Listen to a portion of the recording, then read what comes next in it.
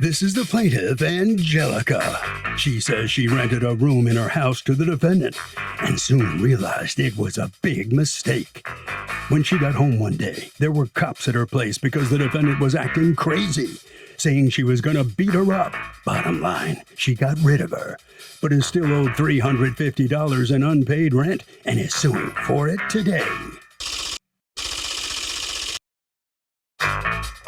This is the defendant, Ayanna Ferguson. She says the plaintiff belittled her in front of other people, and she wouldn't let her have any friends visit. It was like living in a jail. The woman went through her personal belongings. She moved out and owes her nothing. She's accused of being erratic. The defendant has filed a countersuit for $150 for items she says the plaintiff stole from her. All parties, please raise your right hands. The People's Court is now in session. The Honorable Judge Marilyn Williamson presiding. Litigants have been sworn. Thank you, I was Douglas. also told to tell you that first name only. Yep. Okay. All right, Ms. Angelica, you are suing Ms. Ferguson for $350, a balance of rent that you say she still owes you. You've got a counterclaim against her, Ms. Ferguson, for items that she refuses to return. Let's hear from you first, Ms. Angelica. I had met Ayanna through a mutual friend that, like, when I had met her, I had met her only one time. And then the second time I had seen her, she was explaining to me about the situation where she was getting put out of her place because it was in her ex-boyfriend's name. So she basically didn't have nowhere to go. So I basically understood her situation because I had been in an abusive relationship. So I basically felt the situation of the fact of being with a man that basically, she said he left her for another girl and all kind of stuff like that. So I basically felt bad for her. So I said, well, I got a second room in my house. So I rent it out to you for 3 months for $300 a month. When did she move in? What month did she move in? October 1st is when she moved in. October 1st of what year? Of 2021. Okay, and how long did she live there? She moved out on December 26th of 2021 because I told her she only had 3 months for $300 a month. So December was her last month. So that's why I told her we can start on October 1st. So did she pay you any rent for December? No, ma'am. She didn't pay me any rent for December, and she still owed me $50 for November. That's why you're suing for $350? Yes, ma'am. And did you guys not get along, or just it was always supposed to be just temporary? It was supposed to be temporary, but the crazy thing is that, to be honest with you, we had no problems at all whatsoever up until the day that she came to get her items. And then what day did she come to get her items? On December 26th. Okay. That's when she texted me. Yeah. And she texted me and said that she was on her way to get her things. And I said, I'm not at home. And she said, do you want me to wait? I said, yes, because honestly, you still haven't paid me. She's like, I'm going to pay you. I said, I understand that. I said, you had all month to pay me. And that's not how it goes. So she was like, it's not the end of the month. I still have the rest of the month. So you told her you weren't home. And then what was the plan? Did she come anyway? She came, I got a call from someone saying that the police and the police was at my house. Okay, so was she able to get in with the police or she wasn't? No, she wasn't able to get in with the police. So then how was this resolved? While the police are standing there, do you end up going? Yes, ma'am. I end up going to the house or whatever. When I go to the house, she have a friend there with her. Now they was all rowdy with me. She was talking like she was going to beat my A. Wait, what was she saying that made you think that? Oh, you've been going through my stuff. Oh, I barely live here. Or this, that, and the third. I said, I explained officer the situation. I said, I barely even know this lady. You know what I'm saying? I said, I barely know her from campaign. I opened my doors to her. I didn't have to open my doors to her. I said, we've never had no problems. Now, all of a sudden, she acting like she has such a big problem with me. Ms. Ferguson, what is your defense? According to her, you owe half of November and all of December. So talk to me and tell me your side of this. Okay, so pretty much what she said. I met her through a mutual friend. We met a couple of times before I moved into her apartment.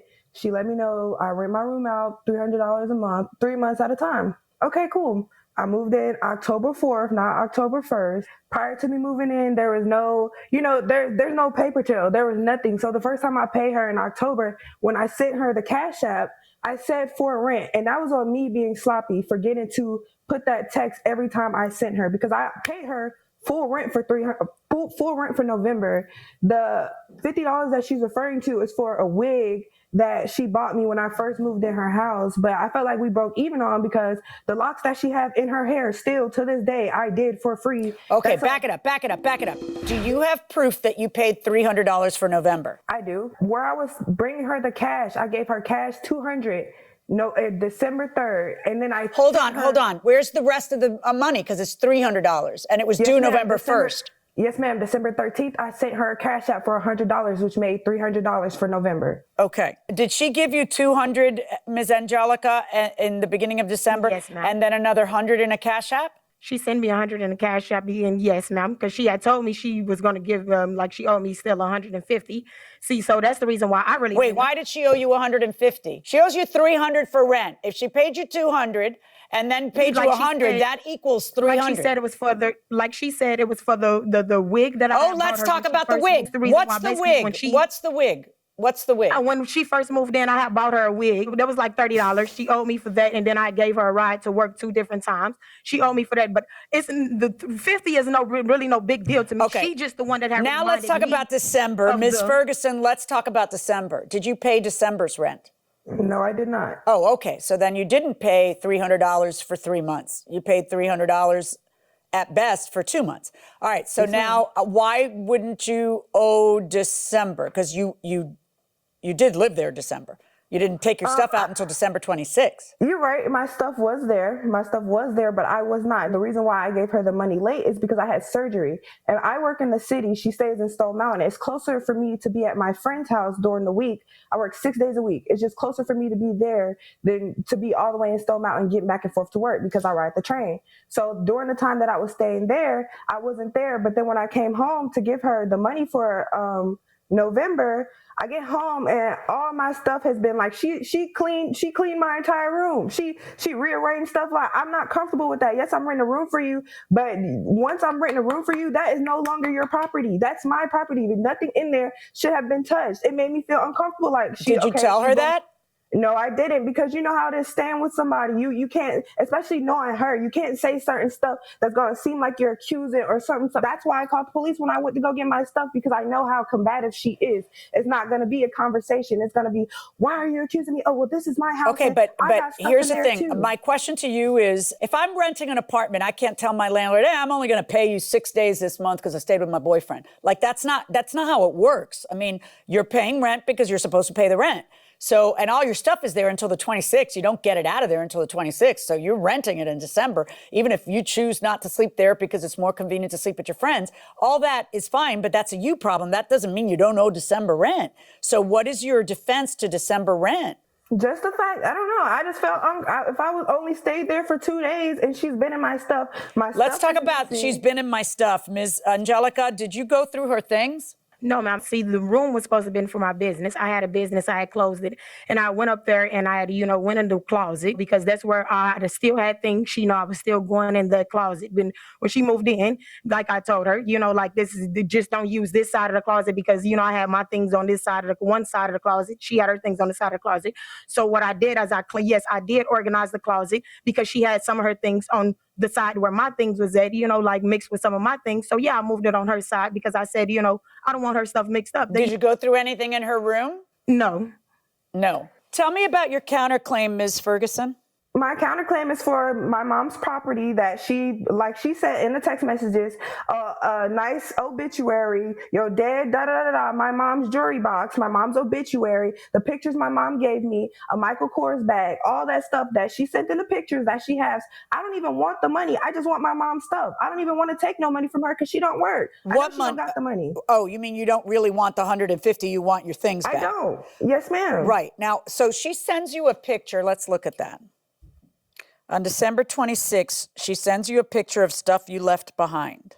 And she writes, LOL trash. And you write, I'll be back. And she writes, try it. You can try to play all you want like you're not trying to pay me what you owe me, but if you don't send me my money today, then we will be in court, and I can guarantee you will be out more money than that. Like the officer said, don't let your mouth and attitude write a check your blank can't cash, and including the stuff you left for the trash, including your mom's obituary. So you make your choice, and I hope you choose wisely. That's kind of nasty. Your dead blank mama's obituary. will be in the trash along with the rest of the trash you left. See you in court. Why are you talking like that, Ms. Because the simple Angelica? fact of, you see how she tried to like tell me, like when I tried to be nice with her, tell her, okay, you can act like you don't want to pay me my money, or you can either pay me No, my you money. weren't nice I at held her all. stuff for her to Wait, give her stop. opportunity. It's just because you talk fast doesn't mean, you're right. Okay? No, ma'am. You send her a picture and you call it trash, including her mom's obituary, right? Yeah, And see, yes, ma'am. Because so that was at first I didn't that's know. not I in didn't know response what was to in anything there. she did. That's you because you're mad that you didn't get paid. Be honest. You're going to jail for trying to use my card too. Tell me about that, Miss Ferguson.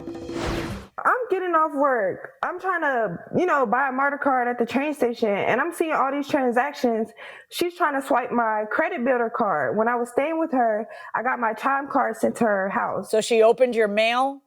Yes, and tried to get my money on my account. And she was like, when I text her, because I blocked her after she kept harassing me, she was texting me every day about the money. So I blocked her. She goes, I go to Cash App, like, I see what you're doing. Like, stop trying to get money on my account. And she goes, well, she goes, what? Stop trying to steal $350.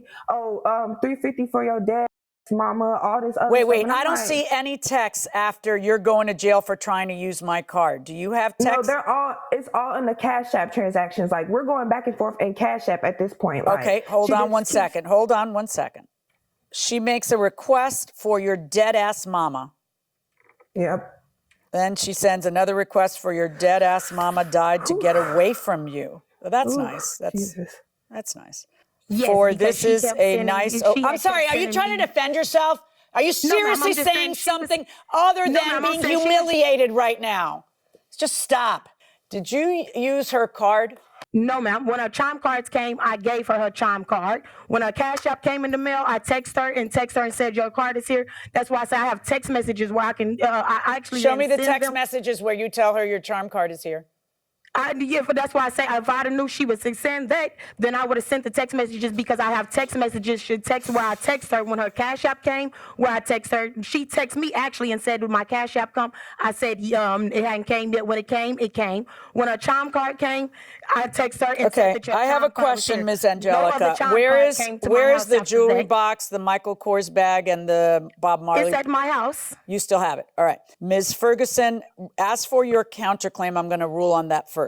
You're not going to have any contact with each other, obviously. So through Officer McIntosh after the trial, there will be arrangements made for the wooden jewelry box, the Michael Kors bag, and the Bob Marley pictures to be returned to you. And as for your claim against her, Ms. Angelica, I'm going to order her to pay you $300 for the December rent, and we're going to resolve the counterclaim in the way that I said. That's my verdict. Good luck, folks. Thank you. So the plaintiff is going to get $300 back from the defendant, and the defendant is going to get the items that she wanted and that she had left at the house. Ms. Ferguson, the defendant, let me ask you first. Number one, among the things you want back so much are the Bob Marley pictures. Why is that so valuable to you?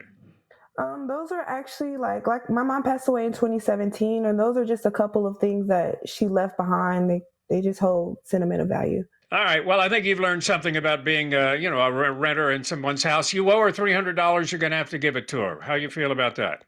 I mean, it is what it is. You can't, you got to pay where you stay. I'm not tripping. Right is right. Wrong is wrong. All right. $300. That's what you owe. And Angelica, let me ask you, you're going to get $300 back, not $350. Hey, but you're getting rid of her. How about that? Is that the good part of this? That's the best part of it, is that she's out of my house, because that's the main thing. I wanted her to be out of my house because she didn't keep her hygiene up. So, yes, I'm glad she's out of my house. That's the main thing I wanted. Good for you. You're going to get your money and you learned something. So be it. All right, that'll wrap it up for this case. Let's hear what Harvey has to say. Harvey, talk to me. So, Doug, this is a case where a tenant can't say, well, I had abandoned the place because I lived somewhere else. If you haven't officially ended the lease, and especially if you still have stuff in the apartment, even if you've left, you're still on the hook. How did you and your husband prepare for the LSAT exam? Oh, my goodness. We have a daughter who just spent the last year doing that. That's the law school admissions test. Right. which every law student who wants to go to law school has to take. school. How did we prepare? I'm sure you prepared not at all, and I'm No. sure I prepared every waking minute. I We took didn't the know prep each other. course. Did you take a prep Yeah, I course? took a prep course, What, yeah. You took the bar in 3 different places. Yeah, that's later. I took 3 bar exams in about 2 years. Oh, okay. In Because 3 the different kids and I were states. trying to figure this out the Yeah. other day. I took Massachusetts, then I took Florida, and then I took Tennessee, and through some minor miracle, When I did you passed all take 3. Florida? But Because of we're talking what? about the LSAT, though. On the LSAT, I'm sure you outscored me. I don't know what your score was, but it had to be higher than mine. We've never talked about this. No. What'd you get? I suddenly have amnesia. I don't know.